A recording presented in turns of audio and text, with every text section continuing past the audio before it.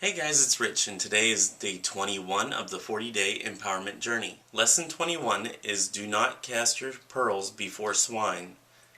Many to their own hypocrisy are quite blind.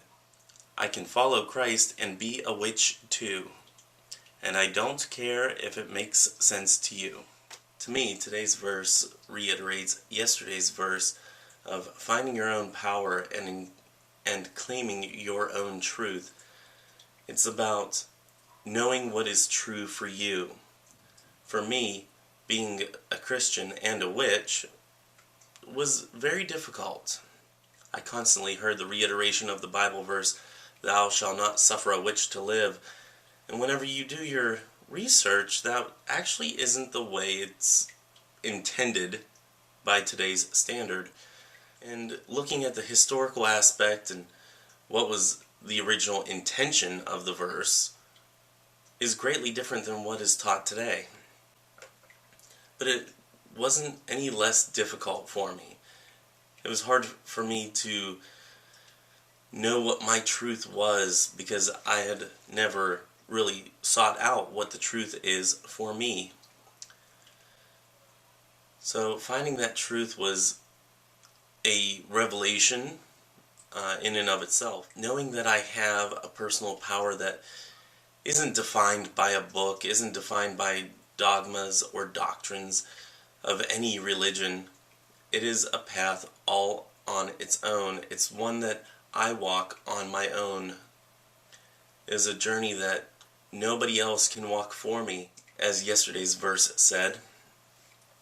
And today's verse reiterates that yes, you can be a Christian and you can be a witch. And that is how I kind of settled in more and more into Christo-Paganism and now label myself as such. Knowing that nobody can tell me what's right or wrong within my own path or practice was freeing in a way. Knowing that gives me the freedom to do what I want that nobody can take away from me.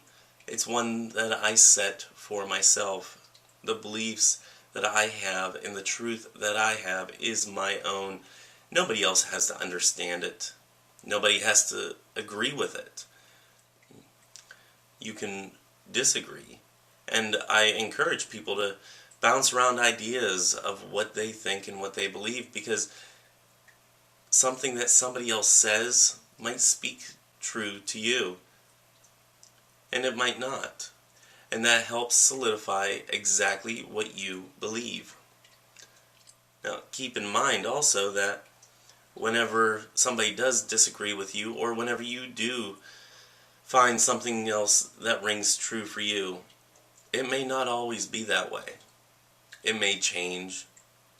It may alter itself in some way, shape, or form, and that's okay too. I've said before, for the longest time, I didn't have a goddess, and I wasn't really, I don't want to say not open to the idea, but it wasn't something that I grasped at the time, and that was a truth for me, and that truth has changed. It has altered itself into something else, and it has grown and flourished in different ways, shapes, and forms. For the way I see my truth is ever changing. It's a fluid motion of what I believe at this time and place, subject to change at any moment. And it's quite beautiful the way it does sometimes. It's very important whenever you find your truth to be true to it, to not cast your pearls before swine, to not sit there and try to explain every little nuance to somebody who is there purely to discredit your own beliefs. Cut those people out of your life because they are doing you no good. Sure, you can have debates, but as long as if they are respectful debates in a respectful manner where everybody can come away feeling like they spoke their truth and that it was received in a respectful manner, in everything that you do. Make sure that you don't have the hypocrisy that some people do whenever they go to church on Sundays and that is their only form of religion, that they don't weave it through the rest of their life. So just make sure that you're being true to your path, to your practice, every single hour, being in that moment. And whenever somebody comes up to you that is a hypocrite or is purely set on demeaning your relationship to deity or to your practice in general, don't cast those pearls before those swine, because they're not worth your time and your energy. It's not worth the energy exchange. You'll come out feeling terrible. You'll feel belittled. And that certainly isn't empowering to you. And they don't really get anything from it. They don't broaden their outlook on life. They don't understand it. They may never understand it.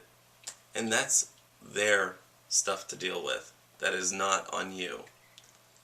So, own your path. Own your practice. Be true to it. Be respectful of others and only demand respect in return, because you can do whatever you want with your practice, with your path, with your journey through life. You have the power to do so. So with that, I think that's all that I have for today's video. As always, today's verse is in the bottom bar, along with a link to Chell's poem in its entirety, and also some of Chell's other poetry. Tomorrow is day number 22, and until then, I wish you love, hugs, and ladybugs. Bye-bye.